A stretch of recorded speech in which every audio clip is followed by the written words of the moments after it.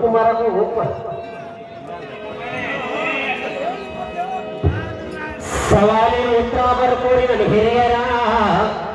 ಪ್ರಾಣಿಕಾತ ಎಂಬುದು ಪ್ರಾಣಿಕಾತ ದೊಡ್ಡ ಕಾಕುಗಳ ಪ್ರಾಣಿಕಾತ ಎಂಬುದು ಅದೇ ರೀತಿ ಸವಾಲು ಬರ್ಕೊಡಬೇಡಿ ನನ್ನ ಹಿರಿಯರ. ಪ್ರಾಣಿಕಾತ ಎಂಬುದು ಉತ್ತರಗಳ ಹಂಗ ಸವಾಲು ಬರ್ಕೊಡಿ. ಸವಾಲು ಬಲ್ಲವರು ಏನನ್ನು ದಹಿಸಿ ಯಾವ ಭಾಗವನ್ನು ಸಂಗ್ರಹಿಸುವರು. ಬಲ್ಲವರು ಏನನ್ನು ದಹಿಸಿ ದಹಿಸಿ ಯಾವ ಭಾಗವನ್ನು ಸಂಗ್ರಹಿಸುವರು. ಸಂಗ್ರಹಿಸುವರು ಸಂಗ್ರಹಿಸುವರು. ಎರಡನೇದು ಏನು ತೋರುವುದರಿಂದ ಏನು ತೋರುವುದರಿಂದ ಆಯಸ್ಸು. ಏನು ತೋರುವುದರಿಂದ ಆಯಸ್ಸು.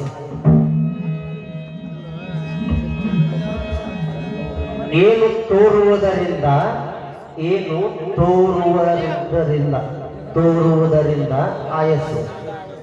ತೋರುವುದರಿಂದ ಆಯಸ್ಸು.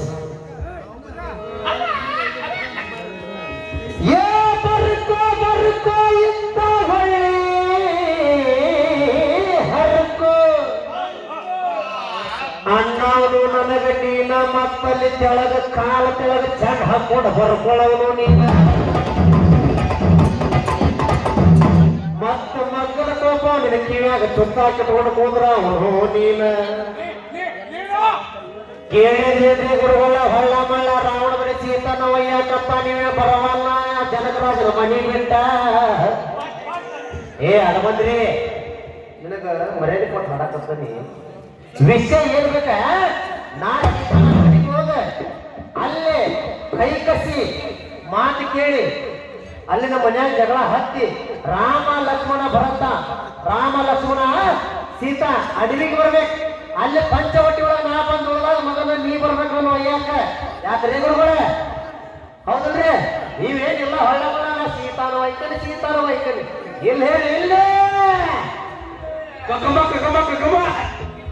ಅವತ್ಯಾರ ಪದ ಪೈಪಟ ಮಾಡ್ದಂಗ ಕಾಣ್ತಾ ಇತ್ತು ನನ್ನ ಮಾಸ್ತರ.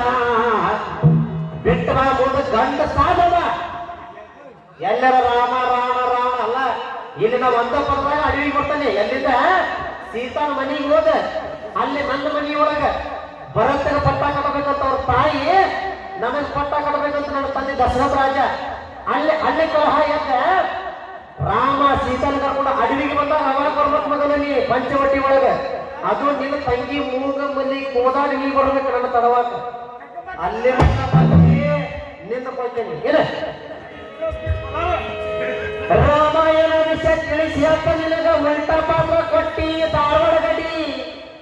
ನೀ ಹೆಂಗ ಬಂದ್ರು ಸೊಟ್ಟ ಹೊಡೆದು ಹೋಗಾಕ ಎಚ್ಚರವೇನು ನನ್ನ ಮಾಸ್ತರ.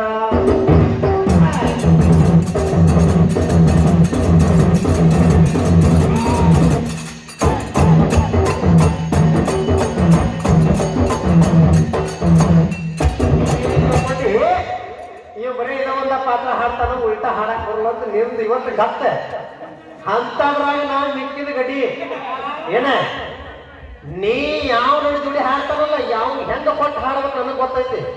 ಇವತ್ತು ಉಲ್ಟಾ ಕೊಟ್ಟಿನಿ ಏನ ಇವ್ ಹಾಡಕ್ ಬರುವಂತ. ಉಲ್ಟಾ ಅಲ್ಲ 10 ಯುದ್ಧದಿಂದ ಉಲ್ಟಾ ಹಾಡ